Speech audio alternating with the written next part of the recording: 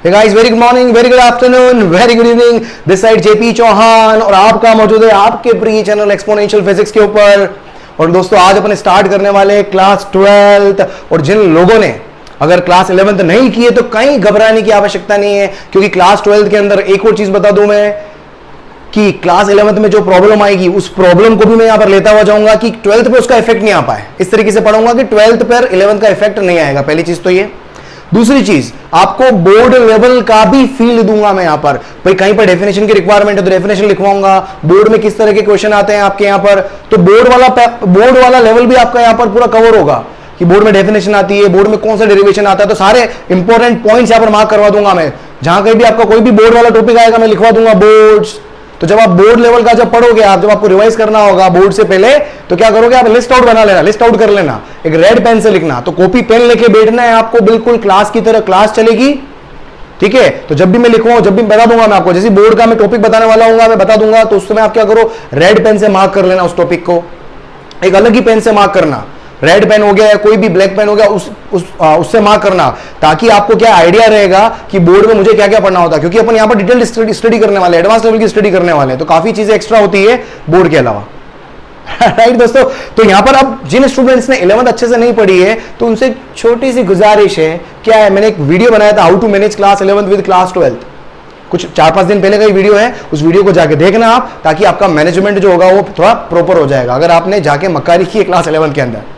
Right, चलो 12th start करते हैं बिना टाइम को वेस्ट किए हुए। बिल्कुल दिमाग से सब खरपतवार निकाल देना और बी पॉजिटिव, एक पॉजिटिव एनर्जी के साथ में स्टार्ट करना। बिल्कुल बोर्ड एग्जाम से पहले फरवरी तक मैं कोर्स को पूरा कंप्लीट करवा के दूंगा, पूरा जान लगा दूंगा मैं इस कोर्स को करा के दूंगा आपको, तो कहीं घबराने की जरूरत नहीं, बिल्कुल यहां पर बने रहे, कहीं एक्स्ट्रा कोचिंग करने की जरूरत नहीं, फिजिक्स पूरी आपके हाथ में आने वाली है। राइट दोस्तों, तो क्लास 12th चलो अपन आते हैं क्लास 12th। सबसे पहले आज बात करने वाले अपन क्या, किस टॉपिक की, इलेक्ट्रोमैग्नेटिज्म। किसकी बात करने वाला हूं मैं, इलेक्ट्रोमैग्नेटिज्म की।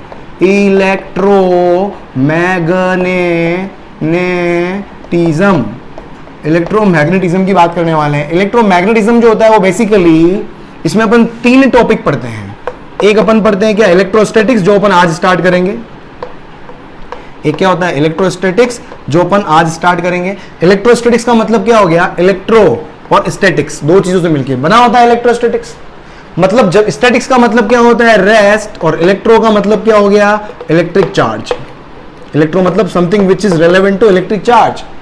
तो चार्ज जब रेस्ट पे होता है, चार्ज एट रेस्ट, जब चार्ज रेस्ट पर होता है तब अपन क्या पढ़ते हैं, इलेक्ट्रोस्टैटिक्स।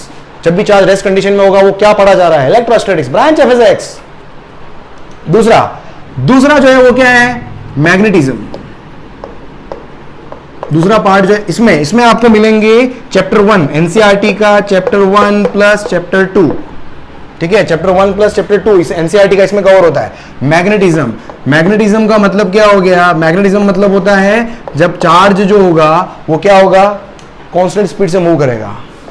चार्ज कितने कांस्टेंट स्पीड से, चार्ज विद कांस्टेंट स्पीड अगर मूव कर रहा है तो उसके अंदर अपने पास क्या होगा। इसमें पर क्या पढ़ेंगे अपन, जनरली अपन मैग्नेटिक फील्ड की बातें होती हैं यहाँ पर।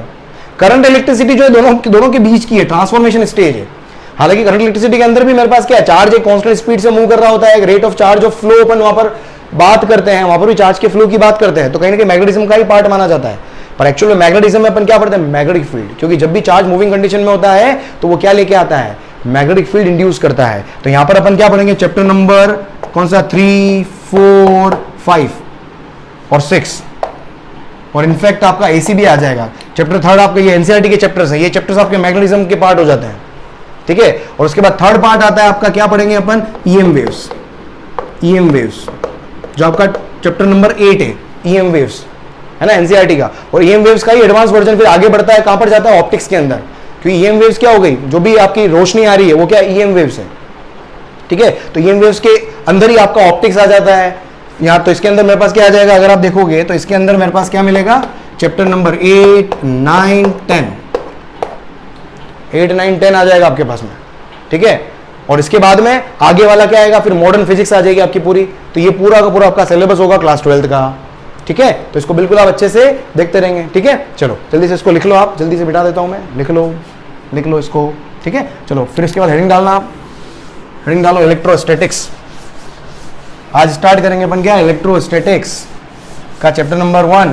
इलेक्ट्रोस्टैटिक्स में बेसिकली कितने, 2 चैप्टर हैं।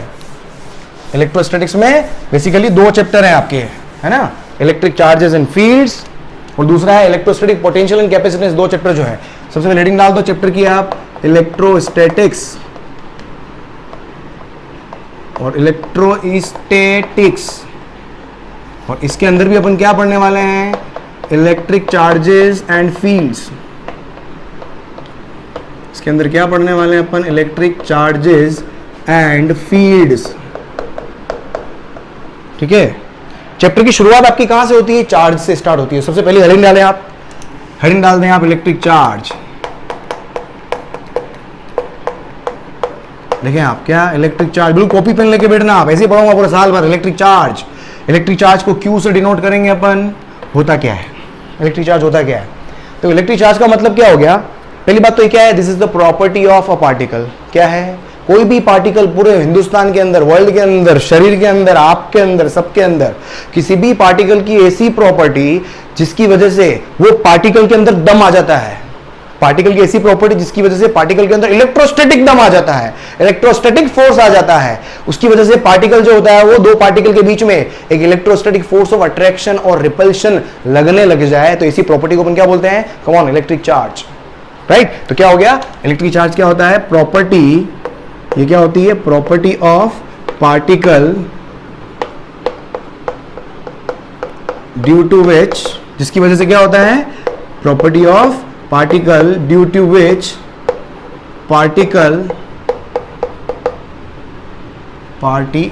क्या हो गया, due to which particle exerts electrostatic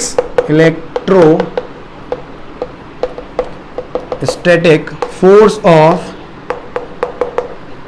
attraction ऑब्लिक रिपल्शन। ठीक है, इसी प्रॉपर्टी को अपन क्या बोलते हैं, इलेक्ट्रिक चार्ज। एक चीज क्लियर है। दूसरा, इलेक्ट्रिक चार्ज जो होता है वो क्या होता है, स्केलर क्वांटिटी होती है। इलेक्ट्रिक चार्ज क्या होता है, स्केलर क्वांटिटी होती है, मतलब सीधा कोई इसमें वेक्टर एडिशन के रूल्स वगैरह यहां पर एप्लीकेबल नहीं होता है इलेक्ट्रिक चार्ज के अंदर। यहां से उसके बाद इसका डायमेंशनल फॉर्मूला क्या होगा, चार्ज का फॉर्मूला क्या होता है, Q equals to current into time. आपने पढ़ा होगा ये, किसके अंदर, 10th के अंदर पढ़ा आपने ना, करंट इलेक्ट्रिसिटी के अंदर, I इंटू टी, मतलब क्या हो गया ये, A1 T1, ये एम्पियर है ना, current into time, dimensional formula.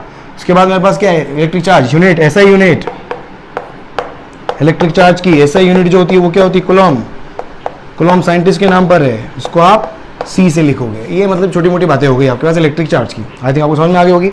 इसके बाद आपके पास देखो टाइप्स, 2 टाइप का होता है इलेक्ट्रिक चार्ज जो होता है वो 2 टाइप का होता है, 2 टाइप्स, है ना। 2 टाइप क्या होते हैं, एक होता है पॉजिटिव चार्ज और दूसरा क्या होता है, नेगेटिव चार्ज, है ना। 2 टाइप के होते हैं, एक पॉजिटिव चार्ज होता है और एक नेगेटिव चार्ज होता है। और आपको ये पता है कि पॉजिटिव और पॉजिटिव के बीच में और नेगेटिव इन दोनों ही केस में क्या लगता है, सेम चार्ज के बीच में क्या होता है, रिपल्शन होता है, आपको पता है। और अपोजिट चार्ज के बीच में क्या होता है, अट्रैक्शन लगता है ना। अपोजिट चार्ज क्या करते हैं, अट्रैक्ट करते हैं, ये भी आपको बहुत अच्छे से पता है। बस ये चीज़ें सब आपको पता है। मेन अपने पास काम की चीज़ जो है वो क्या है, प्रॉपर्टीज। नेक्स्ट अपन जो बात करने वाले हैं वो क्या है, और एक और यहाँ से एक और अपने पास चीज़ क्या है, जो स्मॉलेस्ट यूनिट ऑफ चार्ज माना गया है, मतलब सबसे छोटा charge, smallest value of charge, smallest value of stable charge, जो कि स्टेबल होता है, वो होता है, क्या होता है, 1.6 इंटू 10⁻⁻⁹ कूलम। ये स्मॉलेस्ट वैल्यू है, चार्ज की वैल्यू है, साइन नहीं बताया मैंने आपको, स्मॉलेस्ट वैल्यू। और ये किसके बराबर होता है, ये होता है charge on electron, charge value on, charge की वैल्यू है किसकी, इलेक्ट्रॉन की। इसको आप स्मॉलेस्ट वैल्यू माना गया है, सबसे स्मॉलेस्ट। इसको आप एलिमेंट्री चार्ज भी बोलते हो, स्मॉलेस्ट वैल्यू इसको बोलते हैं, एलिमेंट्री चार्ज भी बोलते हैं, एलिमेंट्री चार्ज भी बोलते हैं। स्मॉलेस्ट वैल्यू जो है वो कितनी होती है मेरे पास, किसके बराबर होती है? 1.6 × 10⁻⁻19 कूलम्ब के बराबर होती है। ठीक है, इसके अलावा अगर आप देखोगे क्वार्क्स, अगर आप क्वार्क्स आपने पढ़ा हो, क्वार्क्स चार्ज पार्टिकल है ना, जो क्वार्क्स चार्ज पार्टिकल जो होते हैं, अगर उसकी अगर स्मॉलेस्ट वैल्यू देखोगे आप, है ना, क्वार्क्स चार्ज पार्टिकल, 1 मिनट आ रहा हूँ, 2 मिनट लिखना बेटा, लिखो उसको, लिखो 2 मिनट, ग्लास में ले लो, ग्लास में दे दो।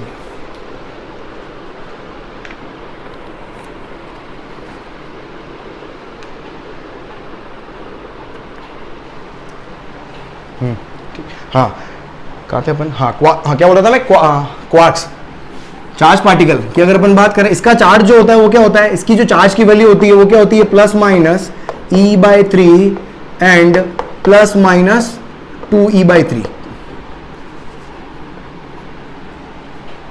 अगर मैं मैग्नीट्यूड लूं, अगर साइन हटा दो, चलो मैग्नीट्यूड की बात करते हैं अपन, चार्ज पॉजिटिव नेगेटिव दोनों हो सकता है ना मैग्नीट्यूड, लेकिन ये चार्ज, ये ई से भी छोटी वैल्यू होती है इनकी, लेकिन इसको स्मॉलेस्ट यूनिट नहीं माना गया है, ये स्मॉलेस्ट यूनिट नहीं है।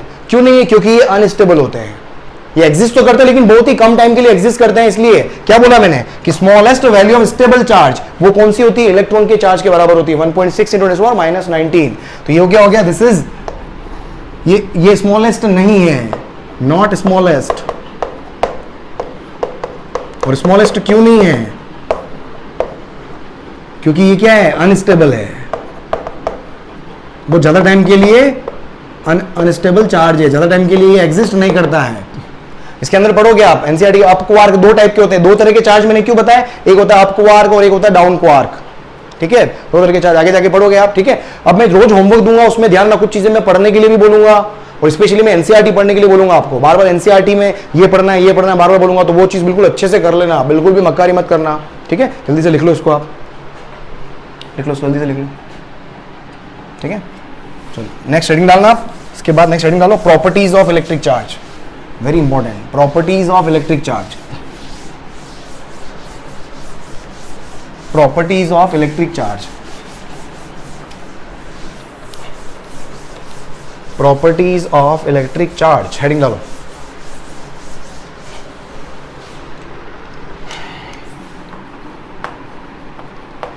Properties of electric charge. देख, प्रॉपर्टीज क्या होती है इलेक्ट्रिक चार्ज की, 1 बाय 1 सारी प्रॉपर्टीज याद रखना अभी, बहुत इंपॉर्टेंट है, इंपॉर्टेंट है, क्वेश्चन आता है एग्जाम के अंदर से। पहली property, additivity of charges, additivity of charges, additivity of charges. Additivity of charges का मतलब क्या है कि किसी बॉडी का जो टोटल चार्ज होता है वो हमेशा एल्जेब्रिक सम होता है इंडिविजुअल चार्जेस का। कम ऑन, क्या बोला? किसी भी बॉडी के ऊपर, कोई भी बॉडी है ना, इसके ऊपर मेरे पास क्या है, सपोज Q1 चार्ज है, एक -Q2 चार्ज है, एक +Q3 चार्ज है, तो क्या लिखोगे आप कि total charge on a body, total charge on body जो होता है वो किसके बराबर होता है? ये होता है किसके? Algebraic sum of individual charges.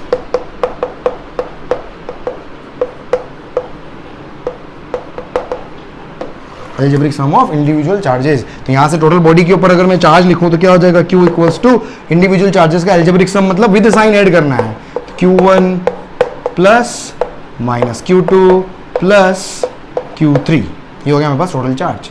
This is what additivity of charges, simple सी प्रॉपर्टी है। ठीक है, चलो नेक्स्ट देखें आप यहाँ पर सेकंड प्रॉपर्टी।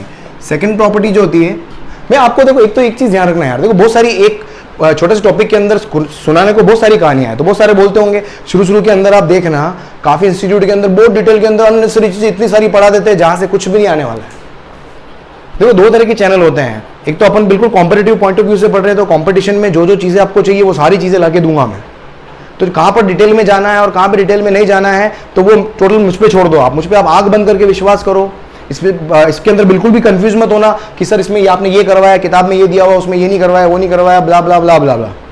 समझ में आ रहा है? हर चीज लाके दूंगा जो एग्जाम के अंदर आई है, मतलब एग्जाम के अंदर हर क्वेश्चन आप करने लायक हो जाओगे। बस आप कम से कम मुझे 10 दिन देना, आप 10 दिन मतलब कोई भी एक चैप्टर कर लेना मुझसे, फिर उसके सारे क्वेश्चन लगा के देखना। अगर क्वेश्चन नहीं होते तो छोड़ जाना चैनल को, तो छोड़ जाना, कोई दिक्कत नहीं। अनसब्सक्राइब करना, 10-15 को और अनसब्सक्राइब करा के ले जाना, ठीक है गाइस। तो 10 दिन कम से कम एक चैप्टर का मुझे समय देना, आप एक चैप्टर के अंदर लगे रहना, आपको 100% बहुत शानदार काम करवा के दूंगा मैं, ठीक है। और जो बोलो, लेकिन प्रोवाइडेड आपको मैं जो होमवर्क दूं, वो होमवर्क भी टाइम टू टाइम आपका होना चाहिए। बिल्कुल समर्पित हो जाए आप, समर्पित हो जाए। मैं हूं यहां पर, मैं समर्पित हो गया यार, तुम तो हो ही सकते हो। चल आगे बढ़। नेक्स्ट, एडिटिविटी ऑफ चार्जेस हो गई, समझ में आ गया अपने को। नेक्स्ट, जिसको फॉर एग्जांपल, अगर एग्जांपल लेना तो ले लो भाई, ये बॉडी के ऊपर +1 कूलम है, -3 कूलम है और 2 कूलम है। बता टोटल का बॉडी का टोटल चार्ज कितना होगा? 1 कूलम -3 + 2 कितना हो गया भाई? 0 coulomb. Oh my god, 0 coulomb. चल दूसरी प्रॉपर्टी क्या है पास? Charge conservation. Charge board properties board में आती है भाई, बोर्ड्स, ठीक है। जहां भी बोर्ड का क्वेश्चन आएगा, charge conservation, Kanjar charge conservation. अभी शुरू में माहौल बना रहे, क्वेश्चन करवाऊंगा मैं आपको, है ना। एकदम से क्वेश्चन थोड़ी आ जाएंगे, थोड़ा सा बेस बनेगा चैप्टर का, फिर सर तो क्वेश्चन करेंगे, धीरे धीरे पढ़ाया जा रहा, आदमी आ रही है, ठीक है, धीरे धीरे बेस बनेगा। चार्ज कंजर्वेशन, चार्ज कंजर्वेशन का मतलब क्या है? अगर कोई भी एक आइसोलेटेड सिस्टम है, सिस्टम का मतलब क्या हो गया आपको पता है बहुत अच्छे से, बहुत सारे पार्टिकल एक साथ इकट्ठे हो गए, सिस्टम। मेरी बॉडी के अंदर बहुत सारे particle, I am a system, you are a system, mobile is a system, chalk is a system. तो कोई भी एक आइसोलेटेड सिस्टम, आइसोलेटेड, मैं आइसोलेटेड हूं, बाहरी वातावरण से मेरे ऊपर कोई भी प्रभाव नहीं आ रहा है, कुछ भी हो जाए मैं अपना पूरा साल आपको दे चुका हूं, कोई मुझे कुछ भी कह दे मैं आपको पूरा सिलेबस करवा के जाऊं, I am isolated, I am pretty much isolated, ठीक है। कोई एक्सटर्नल फोर्स नहीं लगना चाहिए।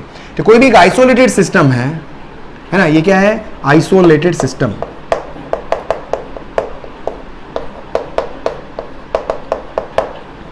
का जो टोटल चार्ज होता है, का जो टोटल चार्ज जो होता है, इज ऑलवेज कंजर्व्ड।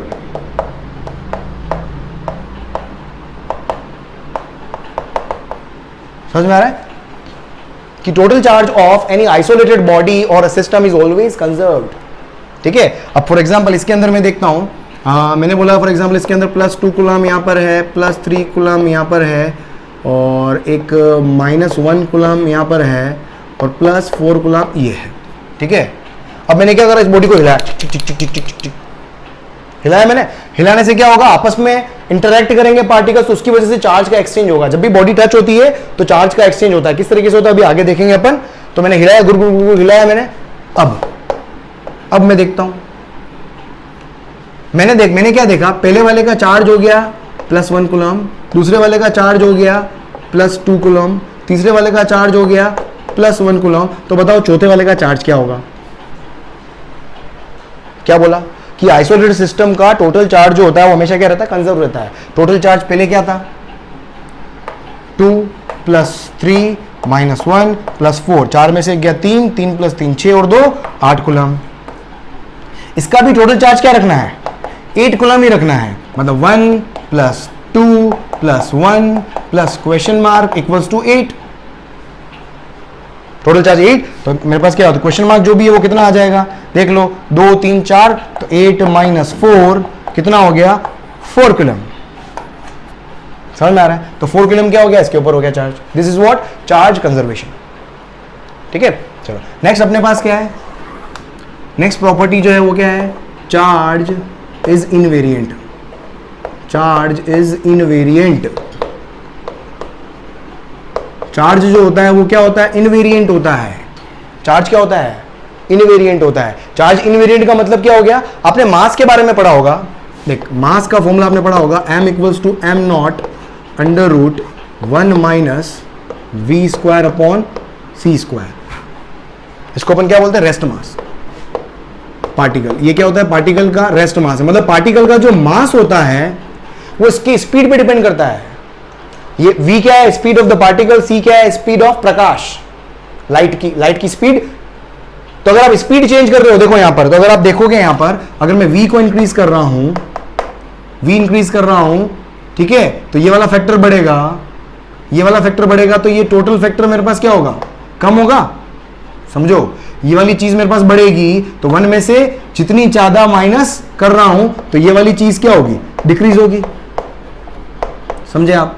और डिनोमिनेटर अगर डिक्रीज हो रहा है तो ओवरऑल m क्या हो जाएगा, इंक्रीज हो जाएगा। मतलब स्पीड के साथ में मास जो होता है हमेशा क्या होता है, इंक्रीज होता है। मतलब mass depends on speed, m depends on speed. Rest mass का मतलब क्या हो गया, जब स्पीड 0 है तो मास जो होगा वो क्या होता है, रेस्ट मास होता है। तो डिपेंड्स अरे यार एक तो अंग्रेजो भारत छोड़ो, m depends on speed but charge is invariant, charge never depends upon speed. Charge का ऐसा कुछ फॉर्मूला नहीं होता है कि रेस्ट चार्ज हो गया, मूविंग चार्ज हो गया, ऐसा कोई फॉर्मूला नहीं होता है। लेकिन चार्ज जो होता है does not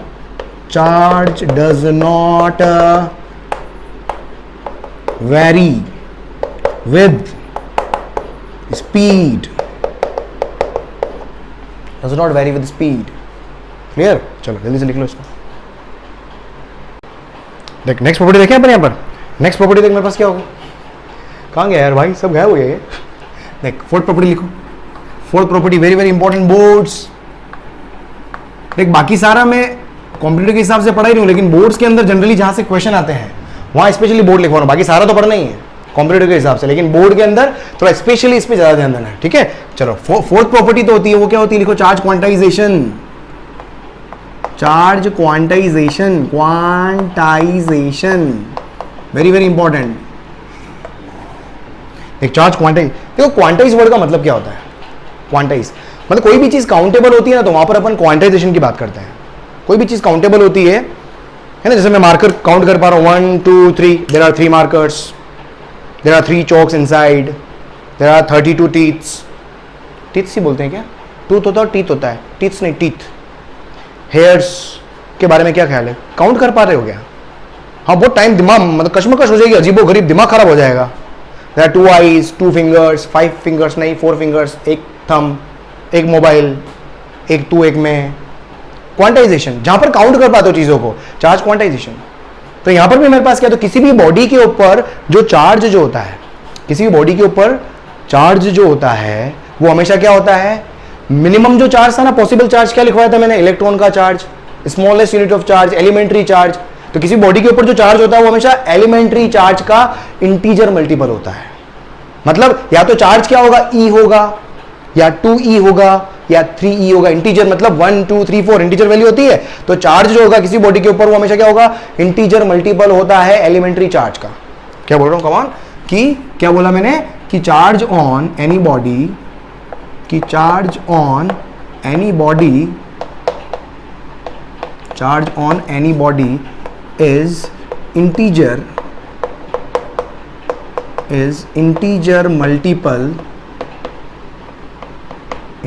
multiple of elementary charge, fundamental charge, elementary अंग्रेजों भारत छोड़ो, elementary charge, अरे elementary। दिमाग बहुत तेज चल रहा है तो क्या अक्षर खा जाता हूं मैं कभी भी, सर दिखते छोटे दिखते होंगे, सबको स्पेलिंग नहीं आती, दिमाग बहुत तेज है मेरा। ठीक है, तो चार्ज Q जो होगा वो किसका मल्टीप्लाई, E का मल्टीप्लाई होगा, और वो भी मल्टीप्लाई कौन सा, इंटीजर मल्टीपल।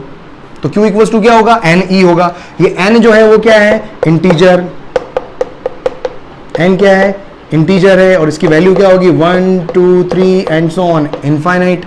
या इसको क्या बोल सकते हो, सिंपल नंबर ऑफ इलेक्ट्रॉन्स, एक तरीके से बोल सकता हूं मैं, number of electrons, simple number of electrons भी बोल दो इसको आप, ठीक है। और E क्या है, E हो गया मेरे पास एलिमेंट्री चार्ज, जिसकी वैल्यू हो गई 1.6 इंटू 10⁻⁻19 कूलम। और Q क्या हो गया मेरे पास, चार्ज ऑन बॉडी, Q क्या हो गया, चार्ज ऑन बॉडी।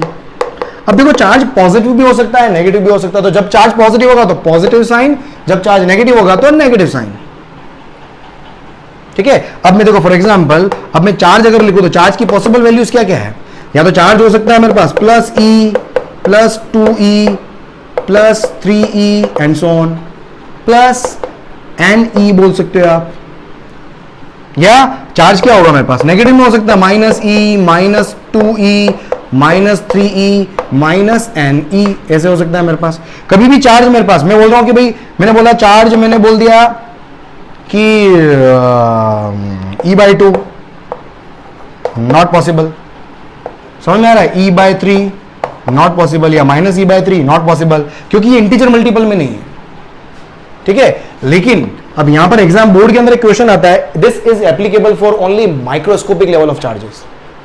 ये जो चार्ज क्वांटाइजेशन है वो क्या है? जब स्मॉल अमाउंट ऑफ चार्ज की बात करेंगे आप, जहां पर चार्ज मेजरेबल हो, ठीक है। तो यहां पर एक इंपॉर्टेंट चीज क्या है? दिस प्रॉपर्टी चार्ज क्वांटाइजेशन जो होता है वो एप्लीकेबल होता है, ये बहुत इंपॉर्टेंट चीज है, board applicable for small microscopic level of charges, microscopic level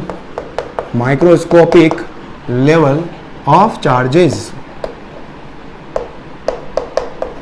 ये किसके लिए applicable? Applicable for only microscopic level of charges, microscopic level of charges.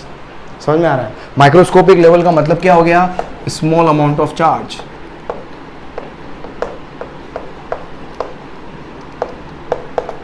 ठीक है, ये बोर्ड के अंदर क्वेश्चन आता है आपके अंदर, बोर्ड मैंने पहले इसलिए बोर्ड लिख दिया है। It is not applicable for macroscopic level of charges, not applicable for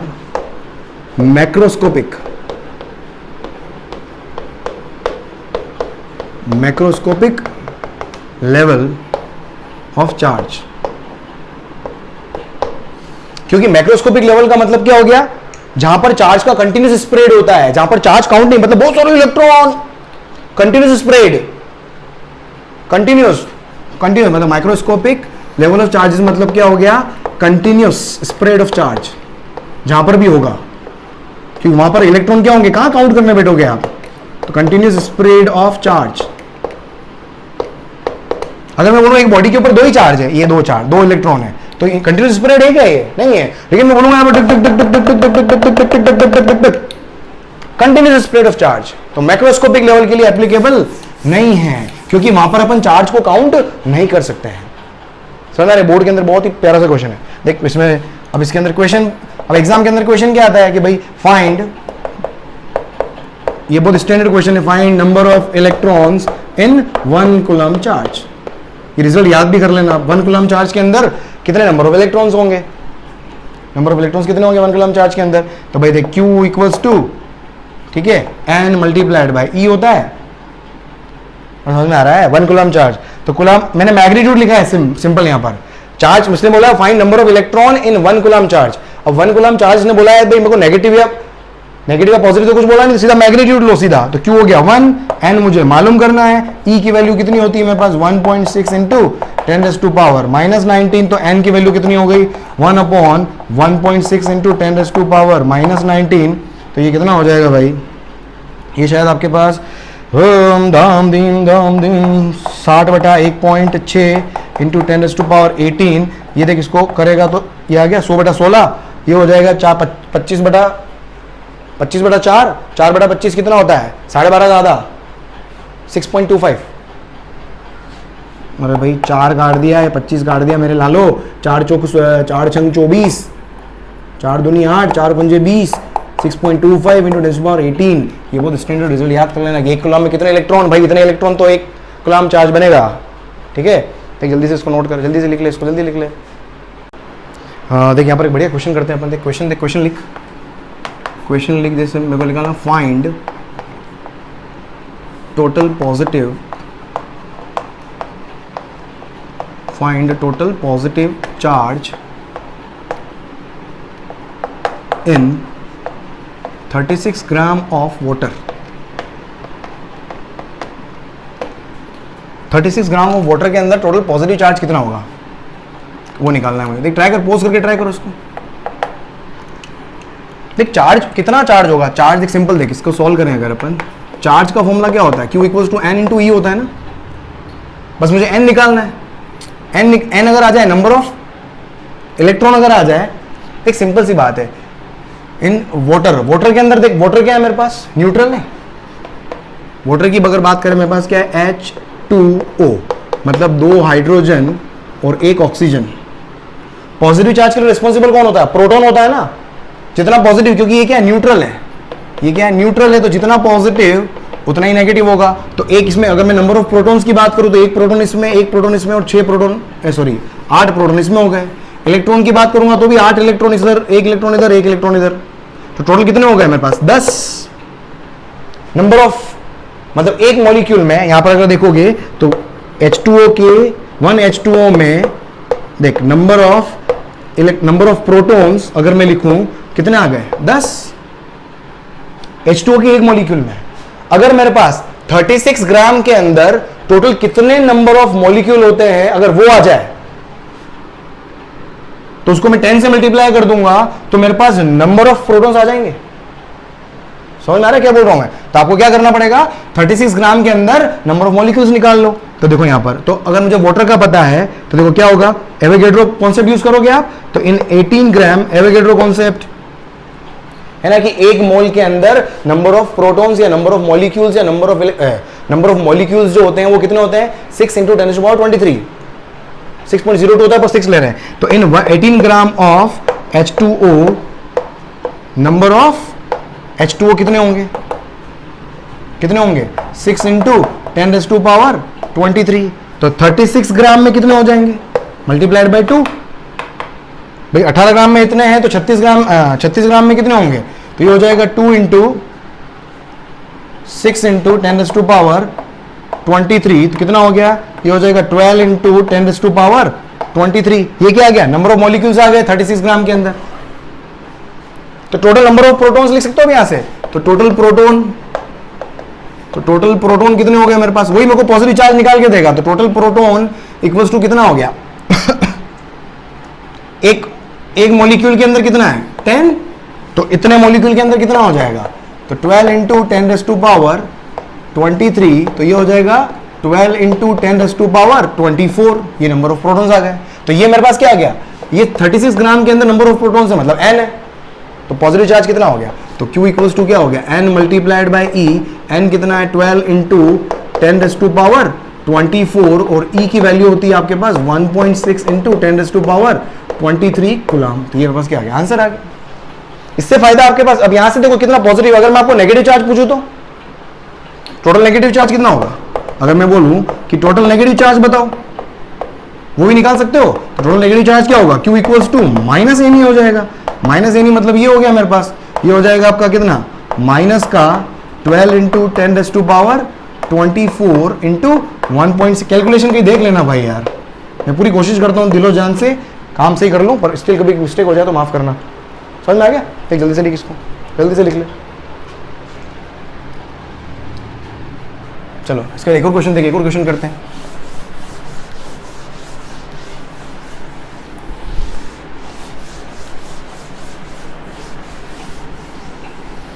एक और क्वेश्चन क्या हो सकता है, देख मैं आपको क्वेश्चन पूछता हूँ, सिंपल सा क्वेश्चन देख। अगर मैं बोलता हूँ, देख कोई क्वेश्चन बहुत सारे बन सकते हैं, देख मैं बोलता हूँ कि अगर 100 इलेक्ट्रॉन, डायग्राम से समझा देता हूँ यार, देख ये दो बॉडीज हैं, बॉडी ए बॉडी बी। अगर इस बॉडी से इस बॉडी में 100 इलेक्ट्रॉन जो हो रहे हैं ट्रांसफर्ड पर second,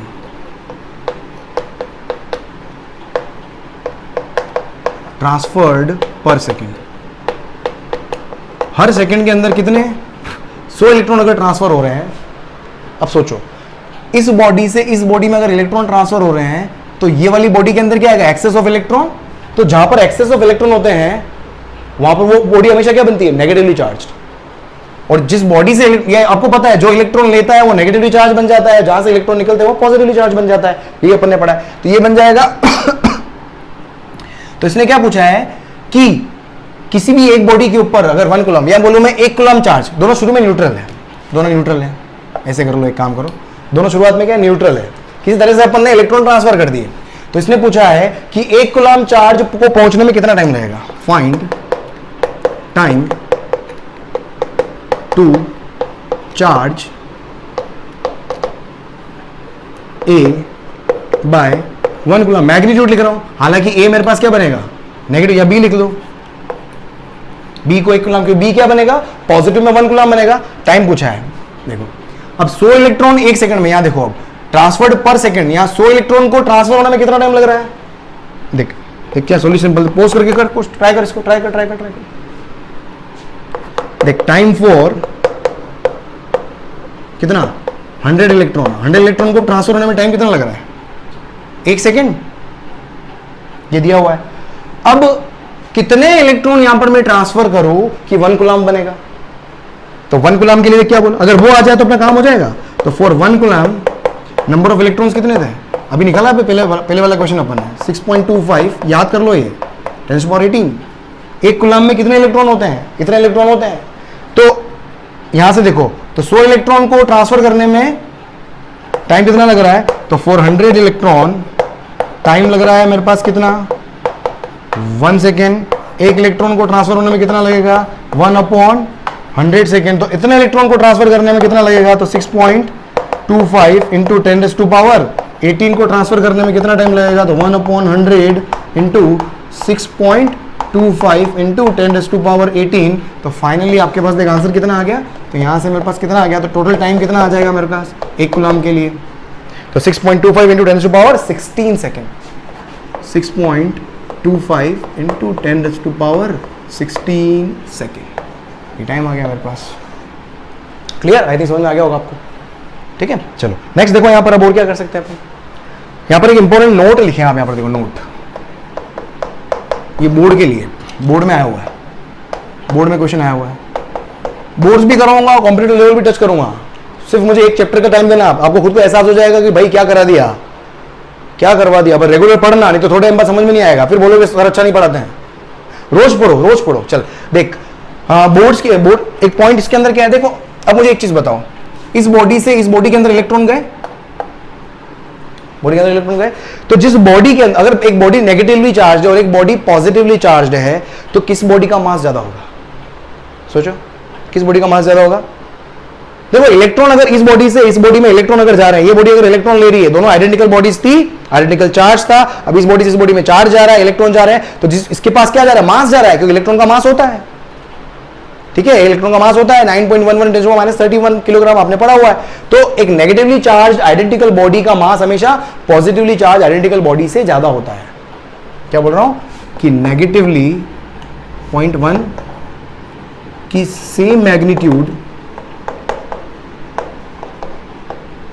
negatively charged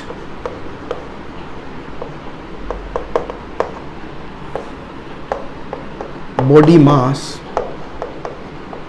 is greater than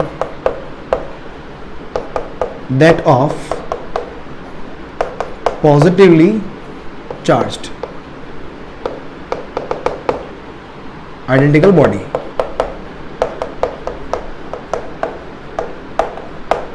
समझ में आ गया? ये बोर्ड के अंदर आया हुआ क्वेश्चन है।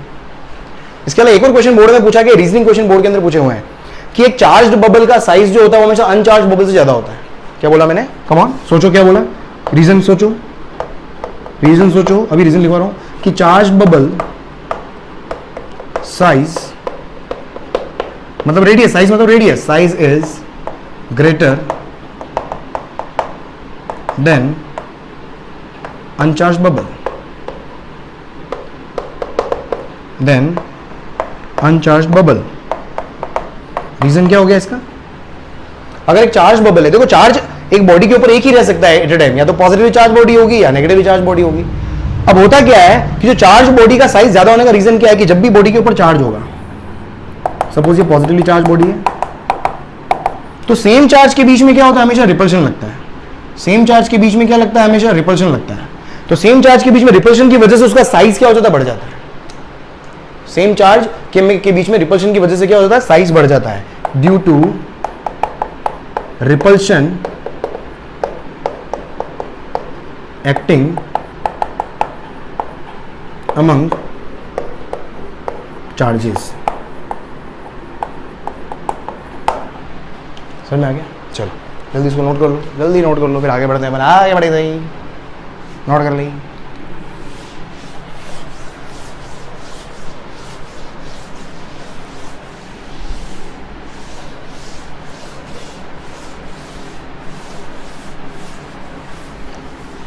चलो, हे भगवान। देख इसके बाद देख, नेक्स्ट लिखो earthing, earthing oblique grounding. Next heading डालो, नेक्स्ट हेडिंग डालो, earthing oblique grounding. Earthing oblique grounding.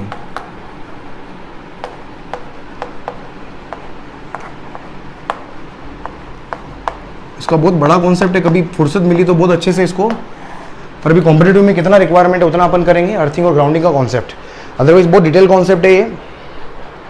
देखो अर्थिंग और ग्राउंडिंग का मतलब क्या होता है, आपने अक्सर अपने घर के अंदर देखा होगा, पर अर्थिंग करवाते हैं, क्यों करवाते हैं अभी उसमें नहीं जाऊँगा, और अननेसरी लेक्चर बहुत बड़ा हो जाएगा।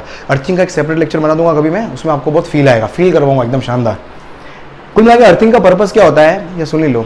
मतलब एक बॉडी है, मतलब एक कोई भी अपने पास कोई भी एक बॉडी है, कंडक्टिंग बॉडी है, अगर उस बॉडी के ऊपर, सपोज एक बॉडी है, इसके ऊपर अगर एक्सेस अमाउंट ऑफ चार्ज आ गया इस बॉडी के ऊपर, और अगर मैं इसको टच कर दूं, अगर इसका चार्ज का मैग्नीट्यूड इतना ज्यादा होगा तो अपने को झटका लग सकता है, इसके फील्ड के द्वारा अपनी बॉडी के ऊपर फोर्स लग सकता है। अब वो आपके ऊपर डिपेंड करेगा आपके अंदर कितनी रेजिस्टिव पावर है, कितना झटका सहन कर सकते हो। तो कुल मिला झटका लगेगा, माइक्रो लेवल पे मैक्रो लेवल पे लगेगा, मतलब कुल मिलाकर उस झटके को बचाने के लिए अननेसेसरी, अगर ये चार्ज क्या है, not if this charge is not required on this body, if the charge is not required on this body, unnecessary charge अगर आप यहां पर आ रहा है, तो इस चार्ज को मुझे रिमूव करना है इस कंडक्टिंग बॉडी से, तो अपन क्या करेंगे, इस बॉडी से एक वायर निकालेंगे और कहां कनेक्ट कर देंगे, अर्थ से। अर्थ के अंदर वायर निकालो और क्या करो, मतलब कोई भी बॉडी है, ठीक है, तो क्या करो, यहां से आप क्या करोगे, एक वायर निकाला अपन ने और अंदर खड्डा खोद दिया, जमीन के अंदर खड्डा खोद दिया, और खड्डा खोद के अपन ने क्या लगा दी, एक मेटेलिक प्लेट। क्या लगा दी, एक ये मेटेलिक प्लेट है, ये मेटल प्लेट,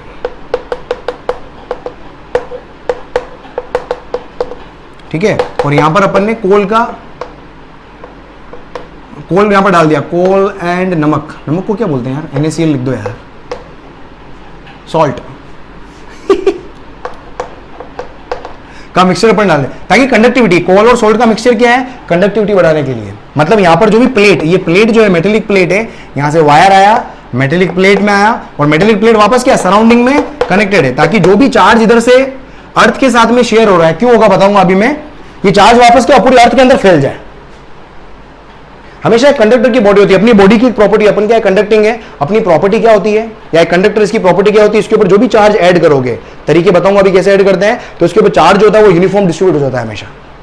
चार्ज क्या होगा, यूनिफॉर्म डिस्ट्रीब्यूट क्यों हो जाएगा, क्योंकि कंडक्टिंग बॉडी है, और कंडक्टिंग बॉडी में क्या होता है, जब भी चार्ज लोगे तो सेम चार्ज में रिपल्शन लगेगा, तो उसकी वजह से चार्ज क्या होता है, यूनिफॉर्म डिस्ट्रीब्यूट हो जाता है। समझ में आ रहा है, तो यहां पर क्या होगा, अब यहां पर क्या होगा, अब इसके ऊपर मैं चार्ज नहीं चाहता हूं, अब ये तो क्या है, अर्थ का पार्ट है, बहुत बड़ा पार्ट है ये तो अर्थ,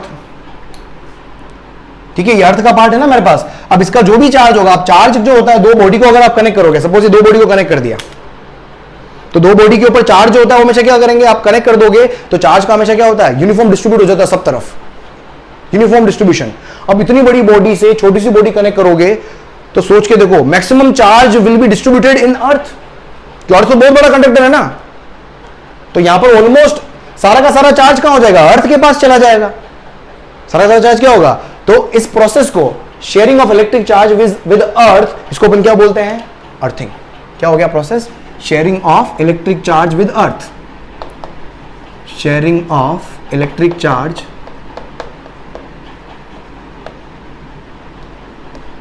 विद अर्थ।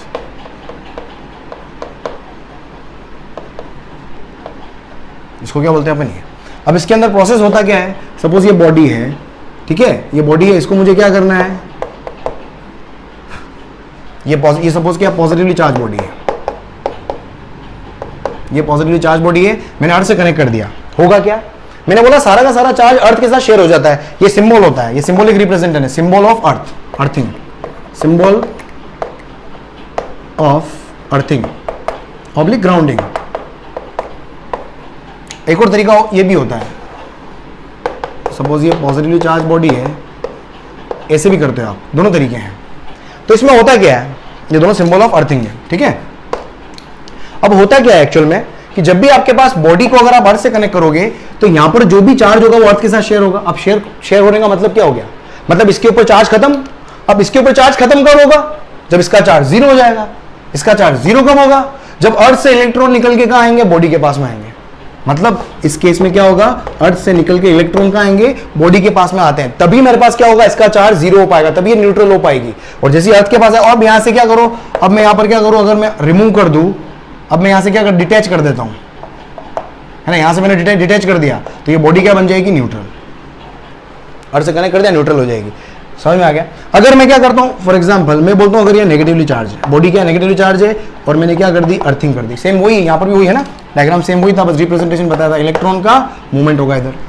अब बॉडी नेगेटिवली चार्ज है, अर्थ से कनेक्ट करके मुझे क्या करना है, इसका चार्ज जीरो करना है। इसका चार्ज जीरो कब होगा, जब इसका चार्ज खत्म हो जाएगा। इसका चार्ज खत्म कब होगा, जब यहां से इलेक्ट्रॉन निकलेंगे, यहां से इलेक्ट्रॉन बाहर निकलेंगे। तो क्या होता है, नेगेटिव चार्ज बॉडी को कनेक्ट करोगे तो इलेक्ट्रॉन जो होंगे अर्थ की तरफ ट्रांसफर करते हैं, और जब पॉजिटिव चार्ज बॉडी को कनेक्ट करते हो तो इलेक्ट्रॉन जो होते हैं वो बॉडी की तरफ ट्रांसफर होते हैं। मतलब इधर तो अर्थ की तरफ ट्रांसफर होंगे उधर, और जब आप डिटैच कर दोगे, जब यहां पर बॉडी को क्या कर दोगे आप, डिटैच कर दोगे, तो ये बॉडी क्या बन जाएगी, न्यूट्रल बन जाएगी। ये अर्थिंग का प्रोसेस होता है।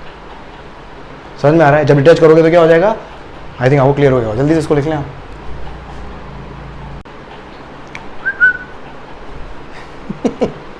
जादू। चल नेक्स्ट अपने पास क्या है, नेक्स्ट इंपॉर्टेंट चीज है क्या, मेथड्स ऑफ चार्जिंग। हेडिंग डाले नेक्स्ट आप, methods of charging.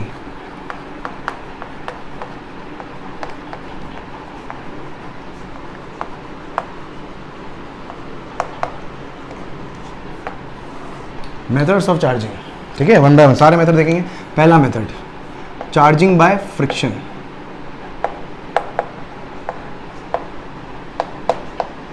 First method लिखिए, हेडिंग डालें आप, charging by friction. Charging by friction, देख चार्जिंग बाय फ्रिक्शन क्या बहुत ही लवली कॉन्सेप्ट है। चार्जिंग बाय फ्रिक्शन आपने बहुत जगह देखा होगा। देखो इसके रियल लाइफ एग्जांपल देखो आप, चार्जिंग बाय फ्रिक्शन होता क्या है कि दो कोई भी आपने देखा होगा, आप कई बार चेयर पे बैठे हुए हो, आप चेयर पे बैठे हुए हो, हिलडुल चेयर पे, एक प्लास्टिक की चेयर के ऊपर बैठे हुए हो, और बैठ के कहीं आप उठ के गए और किसी के बाप को हाथ, मतलब किसी को हाथ लगा दिया, जैसे जैसे उंगली लगाते हैं मैं आपकी ऐसे हाथ लगाऊंगा तो एकदम क्या होता है, वही वही चिंगारी आती है ना, तीखा तीखा चुपता है, पट आवाज आती है, पट करके। पट को इंग्लिश में क्या बोलते हैं यार, ये बताना मेरे को यार। पट पट पट को इंग्लिश में क्या बोलते हैं बताना, हो अंग्रेजों भारत छोड़ो क्या बोलते हैं यार, है ना, ऐसा आ जाते हैं। वो देखा होगा आपने, क्यों होता है पता नहीं। इसके बाद आपने देखा होगा, और कहाँ देखा यार, रात को आप रजाई के अंदर सोते हो तो तर तर तर तर तर तर आवाज आती है रजाई के अंदर, सर्दियों के अंदर जैसे हाथ फेरते हो ना, खुश खुश खुश करते हो रजाई के अंदर, तो उसमें चिंगारियां नजर आती है आपको, देखा होगा। एक और आपने देखा होगा कि स्केल को रब करते हो, स्केल को रब कर पेपर बीट्स की तरफ लेके जाते हो, पेपर के बहुत सारे टुकड़े बचपन में खेले होंगे आप सर में, या तो सर में स्केल रगड़ के खेले, तो papers are attracted towards scale, ये आपने पढ़ा होगा। उसके बाद और देखो, और कहाँ, और क्या देखा आपने, बलून, बलून देखा होगा आपको, यहाँ रगड़ के दीवार पर लगाते तो चिपक जाता है। तो ये सारी चीजें क्या है, these are the parts of frictional electricity, charging by friction. ये क्या है, सब चार्जिंग बाय फ्रिक्शन है। तो होता क्या है एग्जैक्टली, होता क्या है वहां पर, तो क्या होता है जब भी आप दो बॉडी को रब करते हो, है ना, ये मैं रब कर रहा हूं, दिख रहा है, रब कर रहा हूं, तो जब भी बॉडी को आप रब करते हो, जब भी बॉडी को आप रब करते हो तो होता क्या है कि कॉन्टेक्ट सरफेस के ऊपर क्या होता है, हीट प्रोड्यूस होती है। कॉन्टेक्ट सरफेस के ऊपर क्या होती है, हीट प्रोड्यूस होती है। अब जैसे ही कॉन्टेक्ट सरफेस में हीट प्रोड्यूस होगी, जिक जिक जिक जिक जिक जिक जिक, अब ये बॉडी अलग है, ये बॉडी अलग है, ये बॉडी अलग है, ये बॉडी अलग है, कॉन्टेक्ट सरफेस में हीट होगी, हीट इसको भी मिली और हीट इसको भी मिली, ब्लू को भी मिली, ग्रीन को भी मिली, हीट मिली। अब जब भी किसी मटेरियल को हीट अप करते हो तो आपने पढ़ा होगा, इलेक्ट्रॉन इमिशन पढ़ा होगा आपने, कि अगर एनर्जी इलेक्ट्रॉन को एस्केप करने के बराबर अगर एनर्जी मिल जाए, या अगर उसकी सरफेस से अगर मुझे इलेक्ट्रॉन बाहर निकालना है तो minimum energy required to escape the electron from its surface, work function, अगर आपने शायद केमिस्ट्री के अंदर पढ़ा हो, है ना, वर्क फंक्शन होता है कि minimum amount of energy required to escape the electron from its contact surface, that is what, work function. तो अगर इतनी एनर्जी अगर इसकी सरफेस को मिल जाए कि दोनों का अगर स्ट्रक्चर अलग अलग है, तो इसके लिए वर्क फंक्शन की वैल्यू अलग होगी, इसके लिए वर्क फंक्शन की वैल्यू अलग होगी, दोनों के लिए वर्क फंक्शन मतलब वो मिनिमम एनर्जी की रिक्वायरमेंट दोनों के लिए अलग अलग होगी टू एस्केप द इलेक्ट्रॉन। अगर इसके लिए एनर्जी का रिक्वायरमेंट कम है, तो दोनों सरफेस अगर कांटेक्ट में है, इसके लिए एनर्जी का रिक्वायरमेंट कम है, तो इससे इलेक्ट्रॉन पहले फ्री हो जाएगा। सोच के देखो, इससे इलेक्ट्रॉन पहले फ्री हो जाएगा। अगर इससे इलेक्ट्रॉन फ्री हो गया तो जाएगा कहां, वो कहां जाएगा, हाई, उसका कहां घर कहां है, उसका घर बार कहां है, दूसरा वाला object. So those free electrons will be acquired by this object which is in contact with that object। तो क्या होगा, तो रब करा अपन ने, तो इससे इलेक्ट्रॉन निकल के इसके पास आ गए, क्या होगा, तो ये वाली इस बॉडी से इलेक्ट्रॉन निकले, तो ये क्या बन गया, जब इनको अलग करोगे तो ये क्या बन गया, पॉजिटिवली चार्ज्ड, और ये क्या बन गया, नेगेटिवली चार्ज्ड। उल्टा भी सत्य है, हो सकता है इसके अंदर मिनिमम एनर्जी का रिक्वायरमेंट फॉर एन इलेक्ट्रॉन अगर कम है तो इस इलेक्ट्रॉन पहले फ्री होगा, that electron escaped electron will be acquired by this object, if then it will become negatively charged, और ये वाला ऑब्जेक्ट क्या बन जाएगा, पॉजिटिवली चार्ज बन जाएगा। तो इस तरीके से क्या हुआ, चार्ज का प्रोडक्शन हुआ, चार्ज इंड्यूस हुए, चार्ज प्रोड्यूस हुए, चार्ज बने, ठीक है। लेकिन किसके मूवमेंट की वजह से, हमेशा इलेक्ट्रॉन का मूवमेंट होता है, हमेशा इलेक्ट्रॉन का मूवमेंट होता है। तो ये क्या होता है, तो चार्जिंग बाय फ्रिक्शन का मतलब क्या हो गया कि चार्ज प्रोड्यूस्ड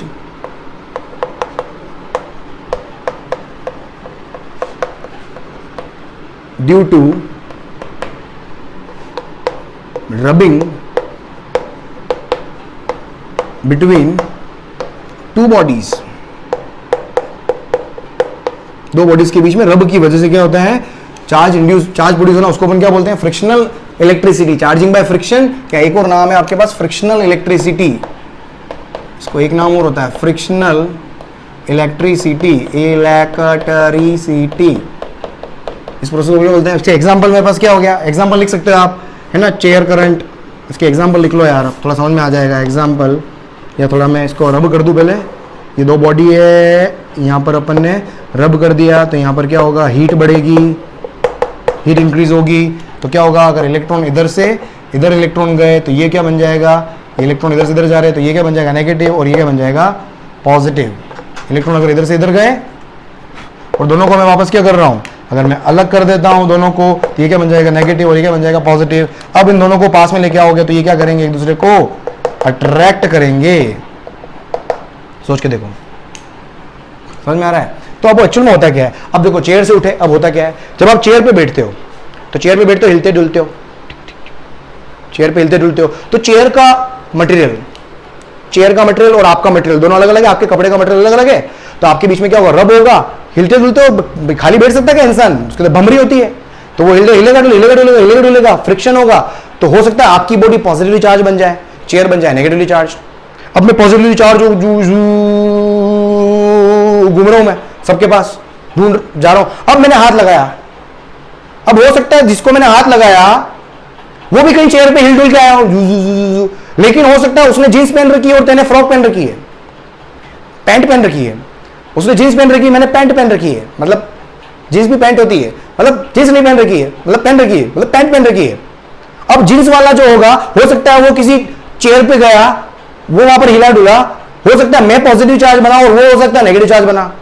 और आपको पता है जब पॉजिटिव और नेगेटिव मिलते हैं तो क्या होता है, चिंगारी निकलती है, क्योंकि हाई क्या होता है, एकदम से चार्ज का मतलब क्या होता है, चार्ज का फ्लो होता है पॉजिटिव, क्योंकि मैं क्या होगा, पॉजिटिव पे होगा, वो क्या होगा, नेगेटिव पे होगा, जो पॉजिटिव नेगेटिव बढ़ता है तो चिंगारी आग लगती है भाई। अब वो डिपेंड करेगा चिंगारी कितनी बड़ी होगी, वो चार्ज के मैग्नीट्यूड पे, बहुत जोर जोर से हिल के जाना, उसको भी जोर जोर से हिला के लाना, तो क्या होगा, चार्ज का मैग्नीट्यूड उतना ही भयंकर होगा, तो उतना ही ज्यादा तीखा तीखा चुभेगा।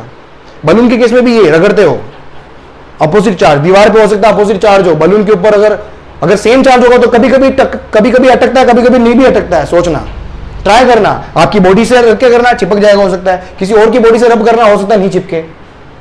वो डिपेंड करता है मटेरियल की प्रॉपर्टी के ऊपर कि कौन पॉजिटिव बना कौन नेगेटिव, तो पॉजिटिव नेगेटिव क्या करना, अट्रैक्ट करेंगे। स्केल के अंदर भी सेम यही है, बालों से रगड़ोगे तो स्केल हो सकता है पॉजिटिवली चार्ज बन जाए। बीट्स क्या है, न्यूट्रल है, अभी अपन बात करेंगे उसमें अट्रैक्शन का फोर्स किस वजह से होता है, वो अपन देखें, खुला समझ में आ रहा है अपने को, ठीक है। तो ये होता है मेरे पास सारे एग्जांपल आपको आने चाहिए, फ्रिक्शनल इलेक्ट्रिसिटी आपको क्लियर है, ठीक है। दूसरा जो मेथड होता है, सेकंड मेथड देखें आप, सेकंड होता है चार्जिंग बाय कंडक्शन।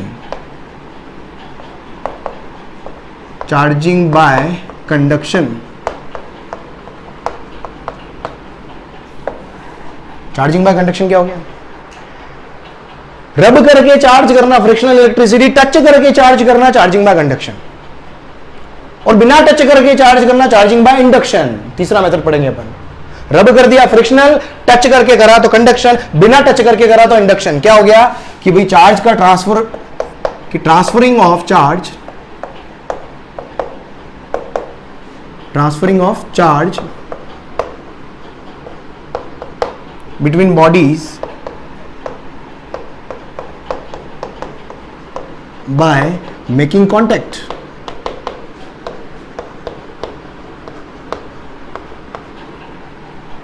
ये होता है charging by conduction. For example मैं क्या करता हूँ, सपोज ये एक बॉडी है, ये मेरे पास क्या है, एक चार्ज बॉडी है, एक दूसरी बॉडी है, मेरे पास क्या है, वो अनचार्ज्ड है। ये क्या है, अनचार्ज्ड, न्यूट्रल। अब इसको टच करता हूं मैं, टच करता, टच टच, ये टच कर दे, मैंने टच कर दिया भाई। जैसे टच करोगे तो होगा क्या, ये न्यूट्रल है। न्यूट्रल का मतलब चार्ज कुछ नहीं है, क्या है, नेट चार्ज 0 है। न्यूट्रल का मतलब same amount of proton same amount of electron. Neutral का मतलब क्या होता है, सेम प्रोटॉन सेम इलेक्ट्रॉन। तो होगा क्या, जैसे ही टच करोगे तो इसके अंदर इलेक्ट्रॉन है, this electrons of this neutral body will be attracted by the positive charge body. तो यहां से इलेक्ट्रॉन इधर को रवाना हो जाएंगे। अब कितने इलेक्ट्रॉन रवाना, कितने इलेक्ट्रॉन यहां से यहां पहुंचेंगे, वो डिपेंड करेगा पोटेंशियल के ऊपर। आगे जाके मैं क्लियर करूंगा इस चीज को। फिलहाल ध्यान रखो कि चार्ज का फ्लो होना, चार्ज कब तक फ्लो करता है, जब तक कि दोनों बॉडी के पोटेंशियल इक्वल नहीं हो जाए। अब इलेक्ट्रॉन, सपोज यहां पर 2 इलेक्ट्रॉन इधर से इधर गए, सपोज 2 इलेक्ट्रॉन इधर से इधर गए। अब इसको मैंने वापस अलग कर दिया, इन दोनों को वापस मैंने अलग कर दिया।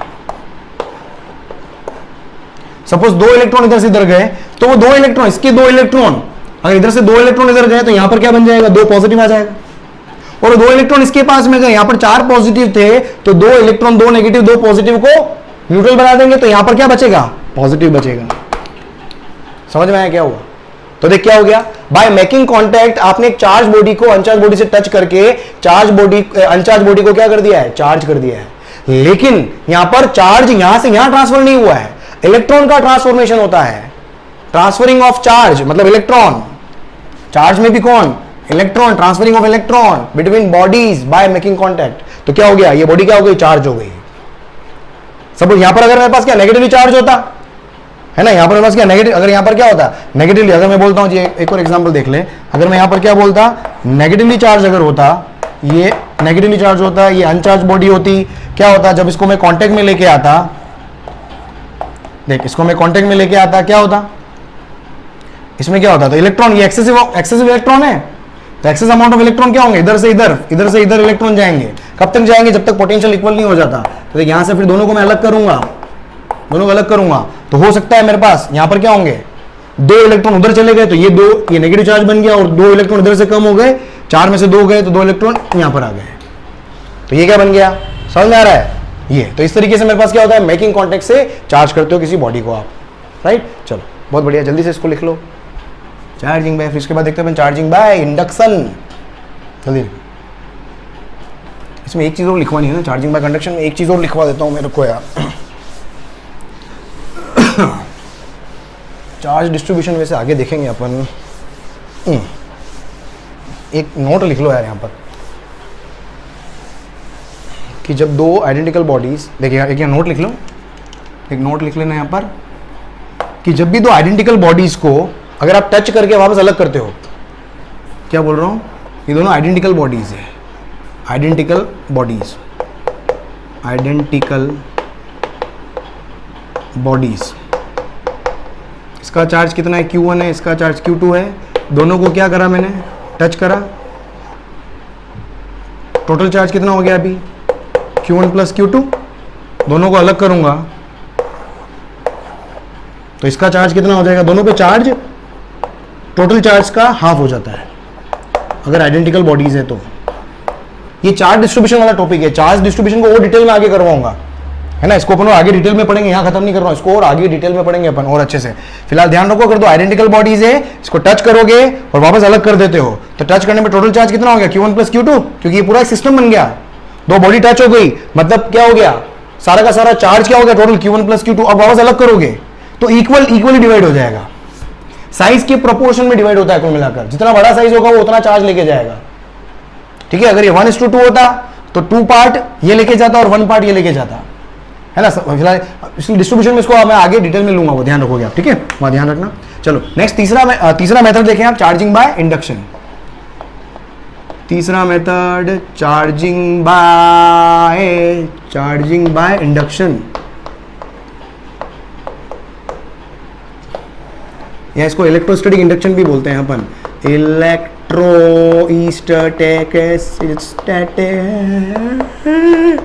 इंडक्शन।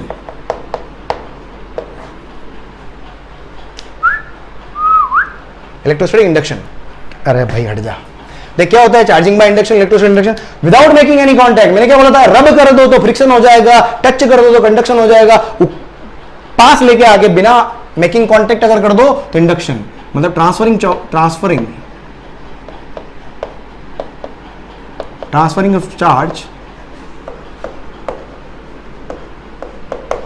विदाउट मेकिंग कॉन्टैक्ट, उसको अपन क्या बोलते हैं, चार्जिंग बाय इंडक्शन। देख कैसे करोगे, ध्यान से देखना। ये सपोज बॉडी है और ये अनचार्ज बॉडी है, ये दूर लेके हैं,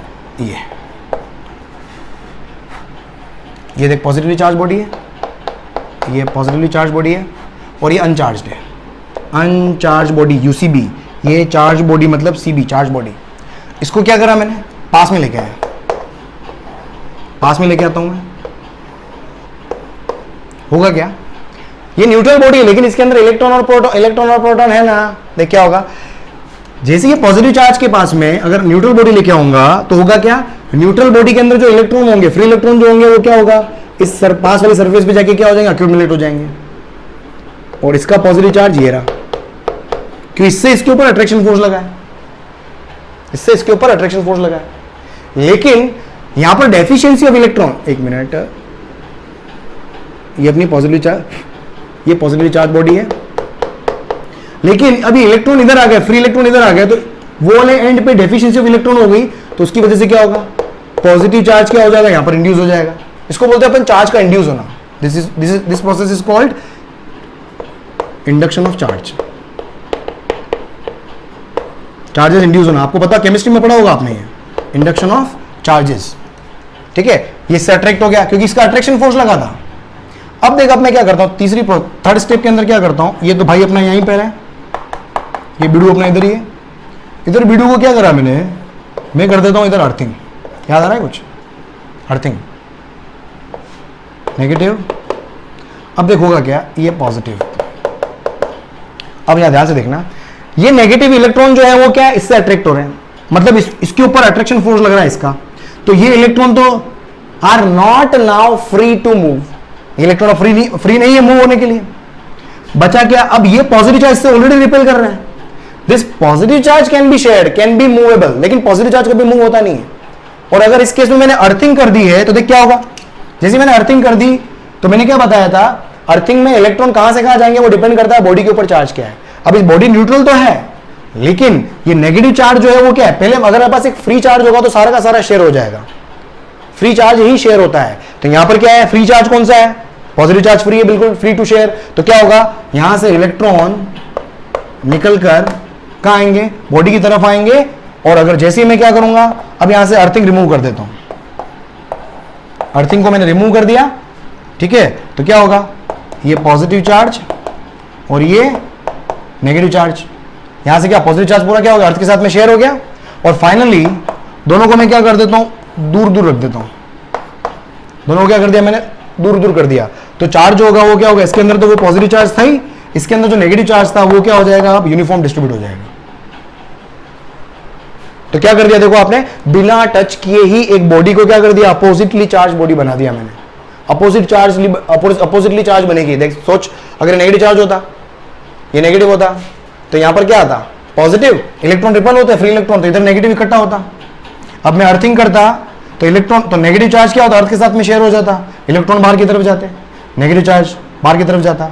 यहां पर क्या बचता, सिर्फ पॉजिटिव, सिर्फ पॉजिटिव, क्या बनता, सिर्फ पॉजिटिव, समझ में आ रहा है। फिर दोनों को अलग कर देता, तो ये वाली बॉडी क्या हो जाती, पूरी पॉजिटिव चार्ज हो जाती, और ये वाली बॉडी ऑलरेडी क्या है, नेगेटिव चार्ज है। तो हमेशा अपोजिटली चार्ज कर पाते हैं आप चार्जिंग बाय इंडक्शन के थ्रू। आई थिंक समझ में आया होगा आपको, क्लियर। तो जल्दी से इसको भी लिख लें।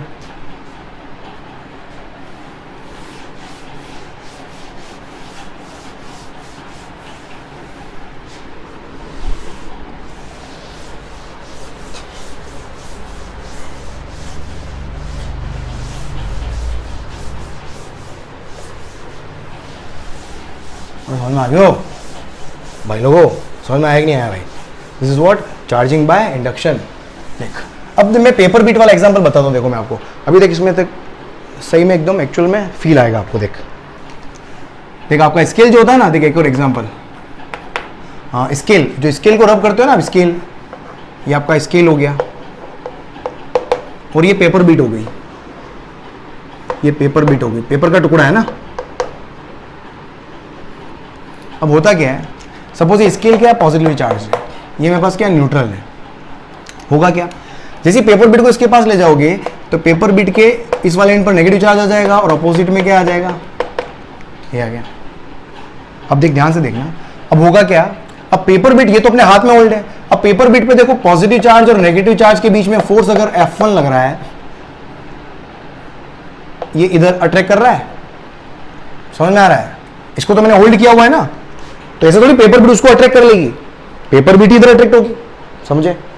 और पेपर बीट के पास में क्या है, ये पॉजिटिव, जो आपके पास पॉजिटिव चार्ज है उसके ऊपर क्या फोर्स लग रहा है, F2, ये तो है अट्रैक्शन और ये है मेरे पास क्या, रिपल्शन, ये क्या है, रिपल्शन। अब देखो यहां पर अट्रैक्शन का फोर्स जो होगा वो ज्यादा होगा, क्योंकि अट्रैक्शन का मैग्नीट्यूड क्या होगा, ज्यादा होगा, क्योंकि नेगेटिव चार्ज पॉजिटिव चार्ज के पास में है, तो यहां पर F1 का जो मैग्नीट्यूड होगा वो ग्रेटर देन क्या होगा, F2 होगा।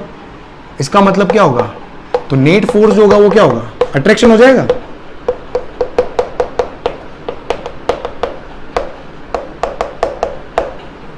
तो यहां से कंक्लूजन क्या है कि चार्ज बॉडी न्यूट्रल बॉडी को हमेशा अट्रैक्ट करती है।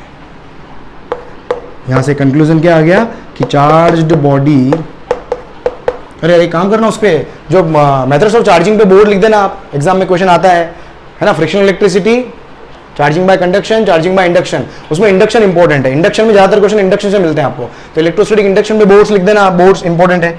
तो charge body always attracts neutral body, समझ में आ गया।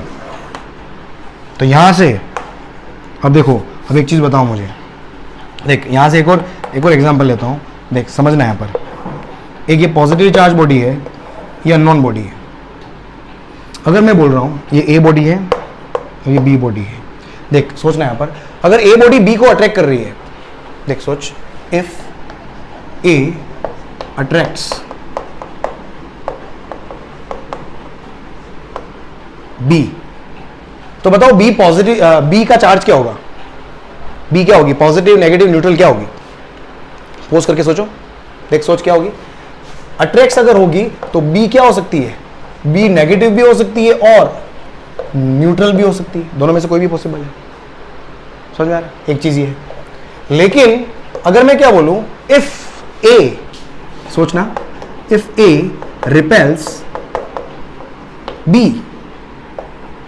इफ ए रिपेल्स बी, अब मुझे बताओ बी क्या होगा, पोज करके सोचो क्या होगा, बी, रिपल्शन तो एक ही केस में लगता है, सेम चार्ज, तो बी डेफिनेटली क्या होगा, श्योर, कंफर्म,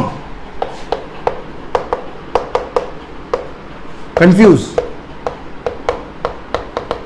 क्या बोल सकता हूं, तो क्या मैं बोल सकता हूं कि किसी भी बॉडी का चार्ज अगर मुझे पता करना है तो repulsion force is the exact source by which we can know the charge nature of any body, sure test बोल सकते हो, तो repulsion is the sure test, ये बोर्ड के अंदर आता है क्या, तो यहां से कंक्लूजन क्या हो सकता है, ये बोर्ड के लिए, तो रिपल्शन जो होता है हमेशा क्या होता है, श्योर टेस्ट होता है to identify the charge, repulsion is sure test to identify charge nature, to identify charge nature of any body, किसी बॉडी का चार्ज का नेचर मालूम करना है तो रिपल्शन क्या होता है, श्योर टेस्ट होता है, राइट। जल्दी से लिख लो इसको, देखो नेक्स्ट हेडिंग डालो आप, गोल्ड लीफ इलेक्ट्रोस्कोप, बस लास्ट टॉपिक आज का, गोल्ड लीफ इलेक्ट्रोस्कोप।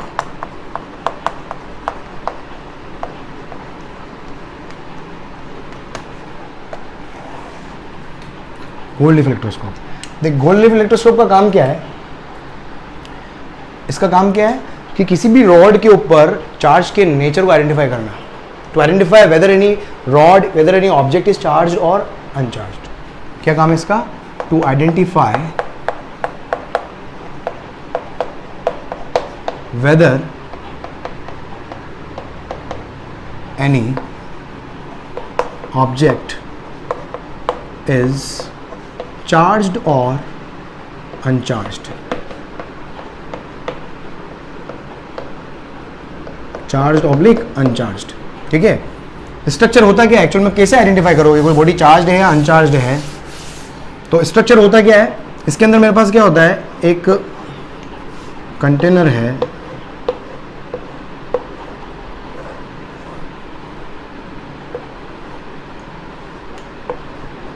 ठीक है, इसके अंदर मेरे पास क्या होता है, एक रॉड होती है,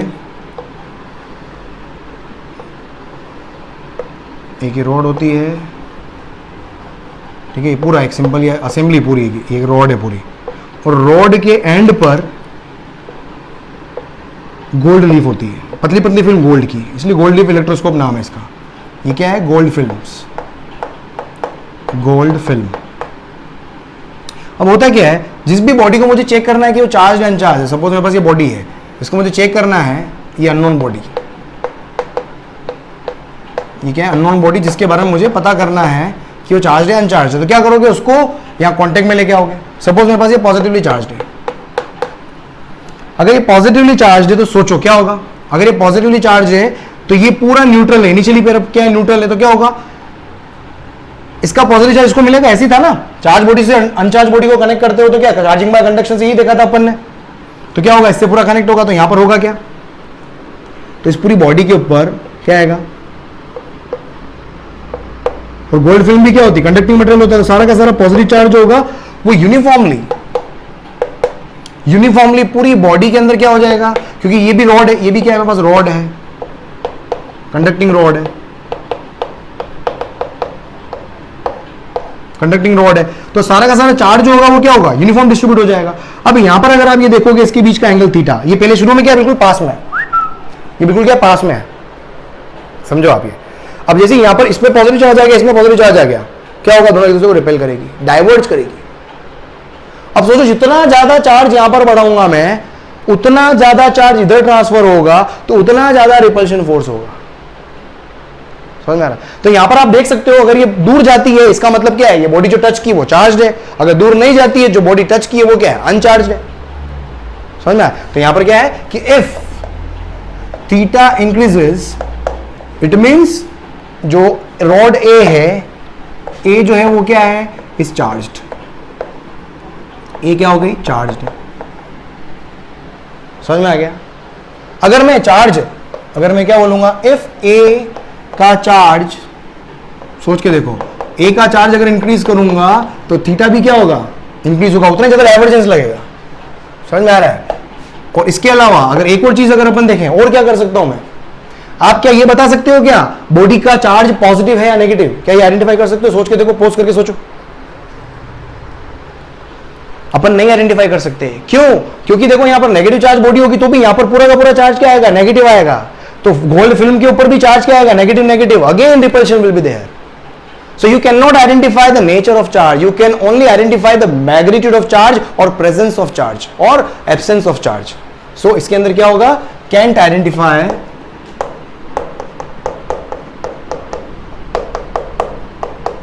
nature of charge.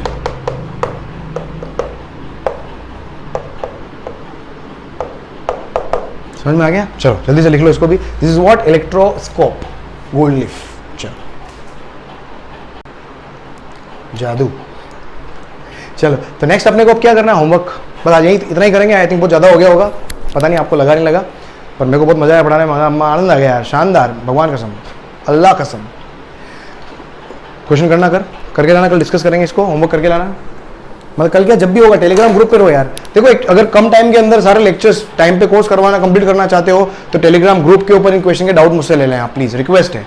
अदरवाइज क्या होगा, अगली क्लास में अगर मैं क्वेश्चन सॉल्व करूंगा ना, एक तो मुझे क्वेश्चन लिखना पड़ेगा, समझो इस चीज़ को, क्वेश्चन लिखना पड़ेगा, फिर मुझे वापस मतलब बहुत दिक्कत हो जाएगी। तो होमवर्क वाले क्वेश्चन के जो डाउट्स हैं आप मुझे टेलीग्राम ग्रुप के ऊपर कंसल्ट कर सकते हो आप, बिल्कुल मैं टेलीग्राम ग्रुप के ऊपर उसके सॉल्यूशन आपको बता दूंगा मैं, ठीक है, सॉल्यूशन में बता दूंगा। चलो एक तो ये करना है, और होमवर्क क्या करना है आपको, एनसीईआरटी, मैंने क्या बोला, हाँ एक और चीज मैं बता रहा हूं आपको, एनसीईआरटी क्योंकि बोर्ड में भी, आपके बोर्ड के लिए भी इंपॉर्टेंट है और प्लस कॉम्पिटेटिव के लिए तो इंपॉर्टेंट है, ये कोई एनसीईआरटी पढ़ता नहीं है फिजिक्स की, तो इसलिए तो अभी जैसे चैप्टर चल रहा है वैसे वैसे मैं आपको पेजेस बताता जाऊंगा, वो पेजेस पढ़ता जाओ, पता ही नहीं पड़ेगा कब एनसीईआरटी निपट गई आपकी, ठीक है। तो आपको क्या करना है, read and mark important points and right into notes. अब यहां पर इंपॉर्टेंट पॉइंट्स मैं नहीं बताऊंगा, मैंने सब कुछ पढ़ा दिया है आपको, अगर कुछ भी एक्स्ट्रा चीज नजर आए वो इंपॉर्टेंट पॉइंट आपके लिए, कुछ भी एक्स्ट्रा चीज अगर आपको वहां नजर आ जाए और ऐसे रेगुलर करते रहना तो एनसीईआरटी होगी, अदरवाइज आप पूरे दो भूल जाओ, कभी जीवन में एनसीईआरटी पढ़ पाओगे, कभी नहीं पढ़ोगे आप। हर बार क्या होगा, किसी यूट्यूब के ऊपर कोर्स देखोगे या किसी कोचिंग को ज्वाइन करोगे, कोई एनसीईआरटी नहीं पढ़ाता है, बट मैं आपको एक I am giving you chance, और अगर आपको कुछ डाउट होता है तो मुझे डाउट पूछ लेना कि एनसीईआरटी में सर ये वाली लाइन का मतलब क्या है, बहुत शानदार मजा आ जाएगा, कह रहा हूं मैं आपको, भगवान कसम, अल्लाह कसम। तो read and mark important points and right in notes, और नोट्स के अंदर राइट करना है, कहां से कहां तक, पेज, ये बता रहा हूं मैं आपको करना है पेज नंबर 1 से लेकर 10 तक, पेज 1 to 10 टिल एग्जाम्पल 1.3, मतलब एग्जाम्पल भी सॉल्व करने हैं आपको, एग्जाम्पल भी सॉल्व करने हैं, सारा कुछ कर लेना, ठीक है। चलो ये होमवर्क रहेगा आपका, राइट दोस्तों। तो आई थिंक आपको लेक्चर अच्छा समझ में आया होगा। तो अगर आपको ये लग रहा है कि मैं ये फुल ईयर लॉन्ग कोर्स आपको अच्छा जाने वाला है, इसी तरीके से करवाऊंगा मैं पूरा साल इसी तरीके से, लेकिन यार जल्दी से जितने लोग जोड़ सके तो मुझे थोड़ा सा एनर्जी बनी रहेगी, समझो। जितनी एनर्जी आज थी उतनी एनर्जी अगर मेरे लास्ट 365 दिन भी चाहते हो अगर आप, तो प्लीज प्लीज प्लीज रिक्वेस्ट है, इस वीडियोस को शेयर करें, इस सिलेबस को शेयर करें। कहीं ना कहीं यार दोस्त मैं नीडी लोगों के लिए बनाना चाह रहा हूं, तो इसका फायदा पैसे वाले तो उठा ही रहे होंगे, पर एक्चुअल में जिसको रिक्वायर्ड है यार उन लोगों तक पहुंचाओ, प्लीज उनको पहुंचाओ यार, कि वो लोग कोचिंग नहीं कर पाते हैं, तो कहीं ना कहीं मैं उनका सहारा बनना चाहता हूं, मैं एक उनके लिए एक मुहिम लेके आया हूं। तो बस आपका मुझे साथ चाहिए, राइट, कि पूरा मैं अपना पूरा ऑफलाइन कोचिंग भी मैं इस बार मेरा पूरा डाउन है, तो कहीं ना कहीं इस साल को मैं पूरा आपको सुपुर्द कर दिया है दोस्त, पूरी एनर्जी के साथ मैं आपको करवाऊंगा, हर चीज करवाऊंगा। डाउट होगा एससी वर्मा, और एससी वर्मा के क्वेश्चंस अभी नहीं, अगले टर्न से मैं एससी वर्मा के आपको देने लगूंगा मैं होमवर्क के अंदर, क्योंकि एससी वर्मा थोड़ा लेवल ऊपर है, थोड़ा सा एक मिनिमम रिक्वायरमेंट अपनी पूरी हो जाए, फिर होमवर्क एससी वर्मा से, राइट दोस्तों। Thank you so much again very much for being in the show. Channel को सब्सक्राइब कर लो, लाइक कर लो। इलेक्ट्रिक चार्जेस एंड फील्ड्स, बहुत ही शानदार चैप्टर, इलेक्ट्रोस्टैटिक्स, मजा आ जाएगा। तो electric charges and fields, lovely, bye, मिलते हैं कल वापस सेकंड लेक्चर के साथ में। Thank you.